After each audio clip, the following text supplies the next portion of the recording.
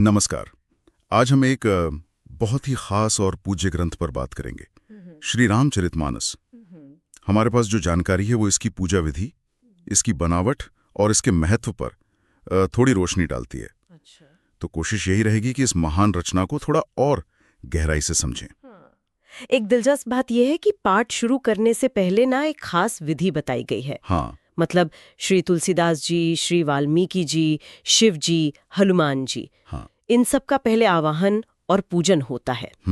और उसके बाद ही श्री सीताराम जी और उनके भाइयों का पूजन, चाहे पंचोपचार से हो, मतलब गंध, पुष्प, धूप, दीप, नैवेद्य से, या फिर वो विस्तृत षोडशोपचार पूजन। हाँ, 16 उपचारों वाला। हाँ, और फिर ध्यान करके पाठ शुरू होता है।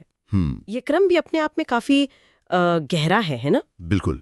ये दिखाता है कि परंपरा में गुरुओं को और जो सहायक देवता हैं उनको कितना सम्मान दिया गया है। हाँ। और ये ग्रंथ, जैसा हम जानते हैं, ये 16वीं सदी में गोस्वामी तुलसीदास जी ने रचा था। हाँ, अवधी भाषा में। सही।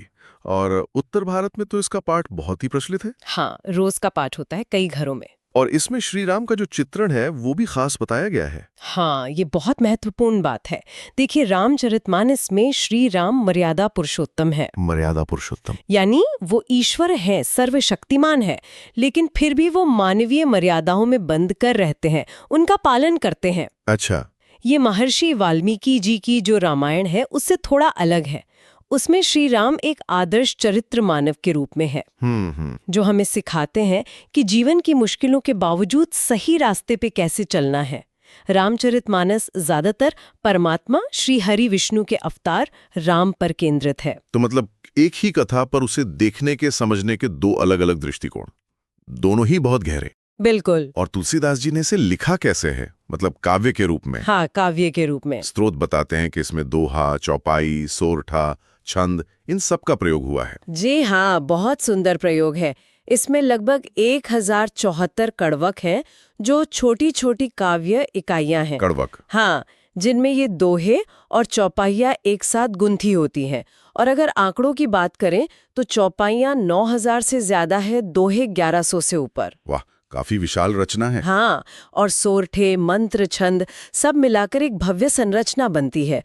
और पूरे ग्रंथ को 7 कांडों में बांटा गया है। 7 कांड यानी 7 अध्याय या भाग? जी बिल्कुल, बालकांड से शुरू होकर उत्तरकांड तक। ये संरचना ही कथा को एक खास लय और प्रवाह देती है। सही कहा, ये सिर्फ बांटना नहीं है, ये कहानी कहने का एक तरीका है। और तुलसीदास जी की भक्ति, वो तो इसमें जैसे घुल सी गई है।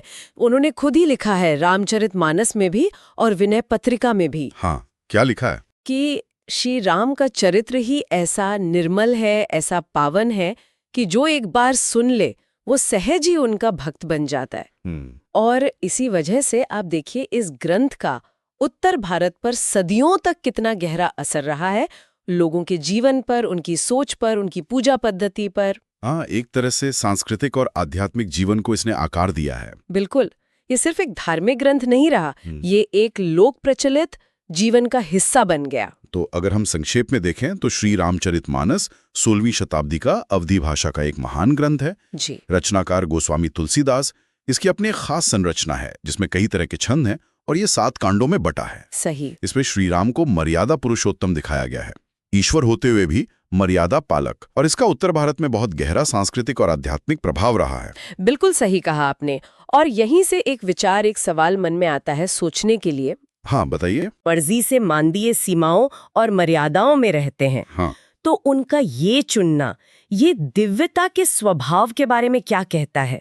या शायद ये कि अपार शक्ति होते हुए भी धर्म और सही आचरण का पालन करना ही सबसे ऊपर है?